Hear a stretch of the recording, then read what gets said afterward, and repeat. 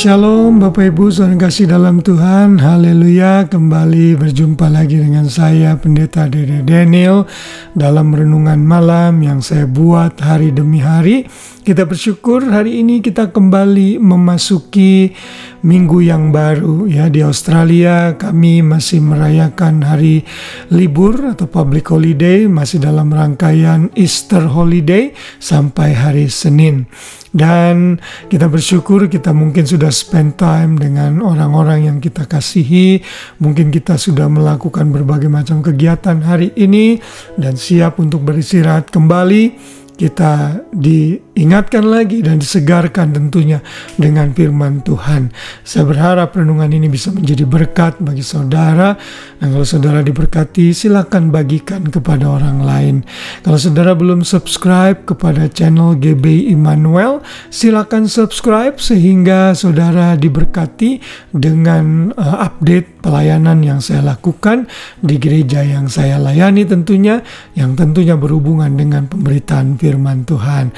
Haleluya, kita akan belajar hari ini masih mengenai kemuliaan Kristus di sepanjang bulan ini dengan judul kemuliaan dalam pengharapan.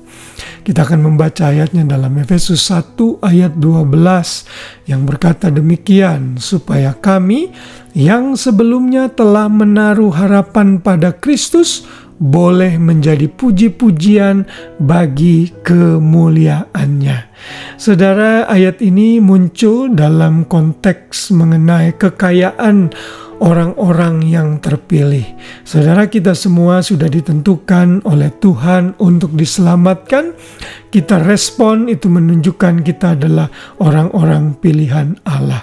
Kalau kita sudah ditebus dan diselamatkan, maka kita memiliki kekayaan rohani yang sangat besar yang tidak dimiliki oleh orang lain. Hanya kita saja yang bisa memilikinya karena kita sudah mengerti berita Injil. Saudara, ayat 11 sebelum ayat yang tadi saya bacakan mengatakan, aku katakan di dalam Kristus, karena di dalam Dialah kami mendapat bagian yang dijanjikan. Kami yang dari semula ditentukan untuk menerima bagian itu sesuai dengan maksud Allah yang di dalam segala sesuatu bekerja menurut keputusan kehendak-Nya. Karena keselamatan inilah yang kita sudah terima sebagai orang pilihan, maka sekarang kita memiliki hidup yang penuh dengan pengharapan. Ayat tadi mengatakan kalau kita sudah menaruh harapan kepada Kristus, maka kita boleh menjadi puji-pujian bagi kemuliaan Tuhan. Ternyata di dalam pengharapan kita mengandung kemuliaan yang akan kita terima kelak. Saudara, hidup dalam pengharapan adalah hidup yang penuh makna.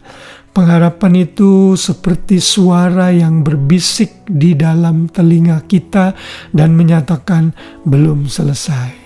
Artinya selalu ada harapan di tengah-tengah badai, kesulitan, masalah, topan kehidupan. Kita percaya pengharapan itu yang selalu menguatkan kita, yang selalu memberikan kita energi yang baru, sehingga saat kita bangun kita bisa melakukan segala aktivitas dengan penuh semangat dan sukacita. Saudara, orang-orang yang adalah pilihan Tuhan, orang-orang yang sudah diselamatkan adalah orang-orang yang hidup di dalam pengharapan. Pengharapan akan hidup yang kekal, dan pengharapan itu sudah dijamin untuk kita. Apa buktinya? Dalam ayat 13 dan 14 kita diberikan Roh Kudus di dalam hati kita yang memeteraikan janji itu, keselamatan itu, pengharapan itu. Dan ayat 14 dikatakan, dan Roh Kudus itu adalah jaminan bagian kita sampai kita memperoleh seluruhnya, yaitu penebusan yang menjadikan kita milik Allah untuk memuji kemuliaannya. Sekali lagi, kemuliaan Allah disebut lagi di dalam ayat tersebut. Ini menyatakan bahwa di dalam pengharapan kita terkandung kemuliaan Allah yang besar. Karena itu jangan pernah takut akan hidup ini. Hidup ini hanya sementara. Surga kekal adalah tempat kediaman kita selama-lamanya. Dialah yang memberikan kita energi karena memberikan kita pengharapan yang luar biasa untuk kita nikmati. Haleluya, selamat malam dan selamat beristirahat. Biar renungan malam ini kembali mengingatkan kita akan kemuliaan Kristus yang memberikan kita kemuliaannya dalam pengharapan selama kita hidup di dunia ini. Tuhan Yesus memberkati kita semua. Shalom.